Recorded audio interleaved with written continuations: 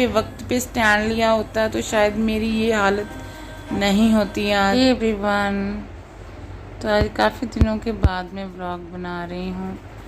मेरी व्लॉग क्यों नहीं आ रहे हैं वो तो आपको मेरी आवाज़ से पता चल रहा होगा। बहुत दिनों से मेरी तबीयत ख़राब चल रही है और कुछ बातें ऐसी हो जाती हैं ना लाइफ में कि वो पीछा नहीं छोड़ती। मेरे साथ भी ऐसा ही है कि मेरा अतीत मेरा पीछा नहीं छोड़ रहा है, जो कि पिछले टाइम पे पिछले सालों में मेरे साथ हुआ है वो हर टाइम हर थोड़े टाइम के बाद मुझे ट्रिगर करता है।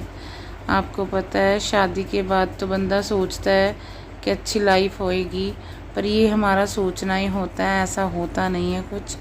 तो मेरे साथ भी ऐसा ही कुछ हुआ।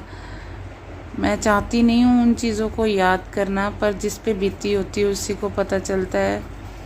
तो जिस कारण से मेरी तबीयत बहुत ज़्यादा ख़राब हो जाती है, उन्हीं चक्करों के कारण मुझे डिप्रेशन, माइग्रेन, इन चीज़ें ये तक चीज़ों की मुझे मेडिसिन खानी पड़ रही है।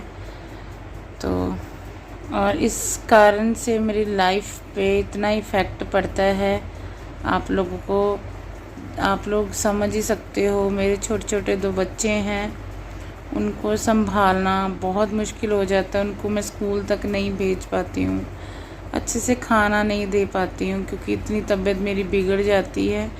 क्योंकि मेंटली हेल्थ जब आपकी डाउन होती है तो सब कुछ बेकार हो जाता है।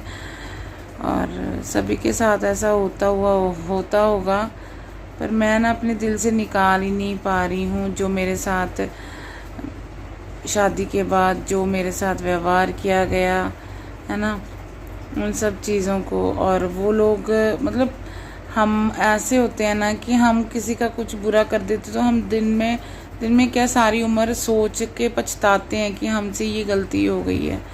पर जो वो पता नहीं कैसे लोग होते हैं जो अपने ही होते हैं, बेगाने तो होते नहीं हैं, तो वो करके भी मानते नहीं हैं, उल्टा ये कहते हैं बात ही है, थोड़ी सी बात है, रात गई सो बात गई। तो कैसे हम भुला दें जिसके साथ जिसने बुरा किया होता है ना, उसको नहीं फ़र्क पड़ता, क्योंकि उनको एहसास ही नहीं होता है। जिसके साथ किया जाता है ना वो नहीं भूल पाएगा ना।